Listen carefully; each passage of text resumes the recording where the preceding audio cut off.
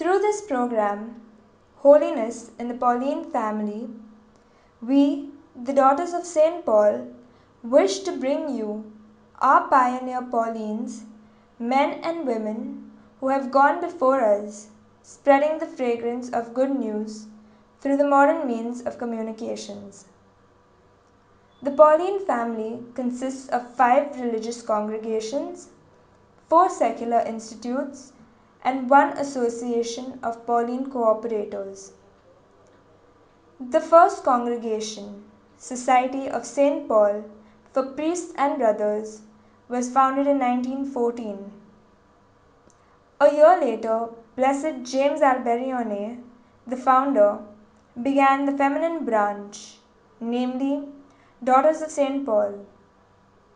All the other institutions came into being at a later stage, as and when the founder felt the need of the contemporary society.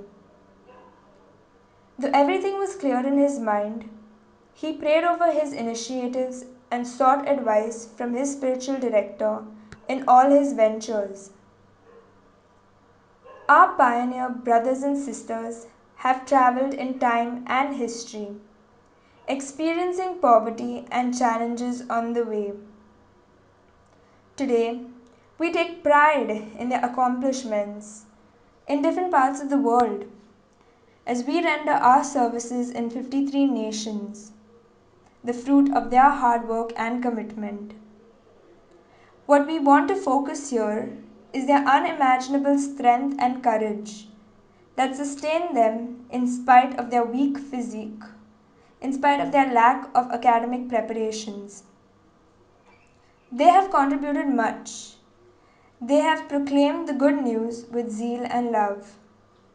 They have sowed seeds of love and enthusiasm for the Word of God. What motivated them to forge ahead to their goal, in spite of the obstacles that they faced on their way?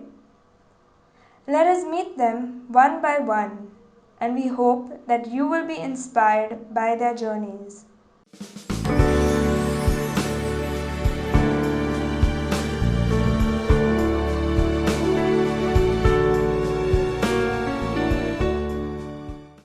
Welcome to the 5th episode of Holiness in the Pauline family. Dear friends, today we have the story of a young holy Pauline, Maggiorino Vigolungo. Make a little progress every day is the legacy the 14-year-old Maggiorino left behind for the youth aspiring for religious life in the Pauline family. He remained faithful to this resolution until death, progressing visibly in virtue and in the mission. Maggiorino was born at Benevello, Cuneo in North Italy on May 6, 1904, into an exemplary peasant family rich in the faith. The environment around him in the family and in the village was conducive for his religious upbringing. While still young, he met Father Alberione, founder of the Pauline family, who was a regular visitor in his home parish. Gradually, he entrusted himself to Alberione's spiritual guidance. Maggiorino, from his young age, had dreamed of achieving great things. His teachers, who had known him well, told his mother, "Maggiorino will bring you great pains or great consolations, depending on how he is trained." He entered the Society of St. Paul on October 15, 1916, at the age of 12. His companions immediately noticed the maturity of this 12-year-old boy and his talents. Maggiorino was happy with his call to be a Pauline religious. He looked forward to preach the gospel by means of the press and the diffusion of good books and newspapers, the communications media available at that time. He felt that Pauline community was the right place for him. He had a very delicate conscience which helped him to follow God's ways in responding to the call he felt in his heart. He was a teenager with sharp intelligence and lively temperament, and always sought to be the first in everything, in study, work, play, and goodness. The founder of the Pauline family, Blessed James Alberione himself, wrote a book on the life of this young saintly aspirant because he knew the teenager well. In the book, Alberione wrote, Maggiorino was blessed with excellent gifts. He had a good memory and lively intelligence. He had vibrant energy and high aspirations and liked challenges. Sometimes these beautiful traits led him to exaggerations, and that is where his defects lay, said Alberione. We notice that Maggiorino was enthusiastic for three things in his life, which were to become his ideal: to sanctify himself quickly, to become a priest, to become an apostle of the good press. Once he wrote to his parents, "Pray that I may go ahead in my vocation, because it is the most beautiful gift I have received. My vocation is of utmost importance, and I must follow it in every respect." From this we learn that how much he valued his Pauline vocation. He loved the Eucharist much. He would make any sacrifice to receive Holy Communion. This is illustrated by an example. In winter in northern Italy, where his family lived, turns freezing cold.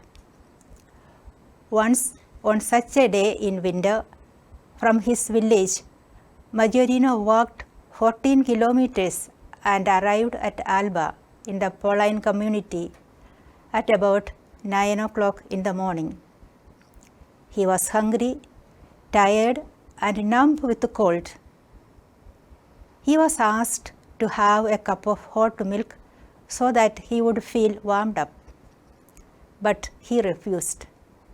He said, "I must first receive Holy Communion."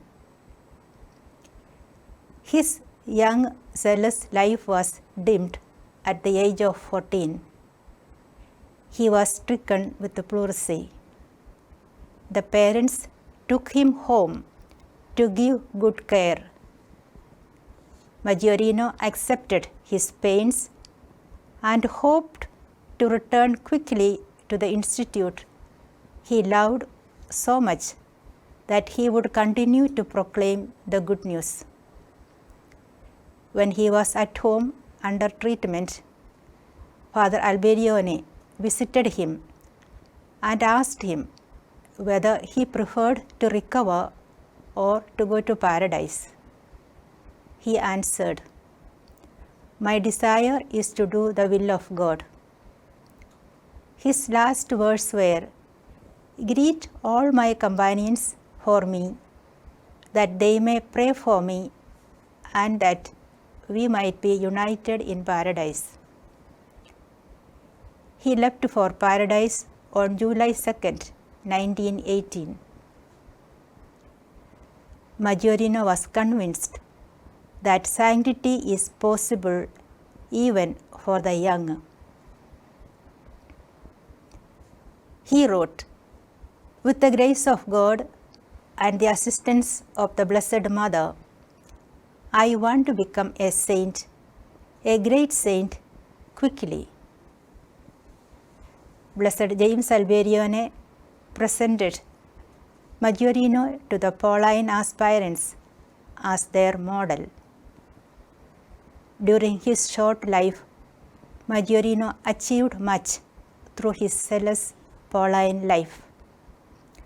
That is the spirit he has left behind for us. At that tender age, he could submit to the divine will and say, I must become a saint, a priest of Jesus. I must become an apostle of the press. May the spirit and enthusiasm of this teenager to serve God guide us all, particularly the young people who are at the crossroads of life, discerning their vocation. May Maggiorino accompany them to choose a life pleasing to God. May he accompany us too in our striving to follow Jesus every day. Maggiorino was proclaimed venerable on March 28, 1988.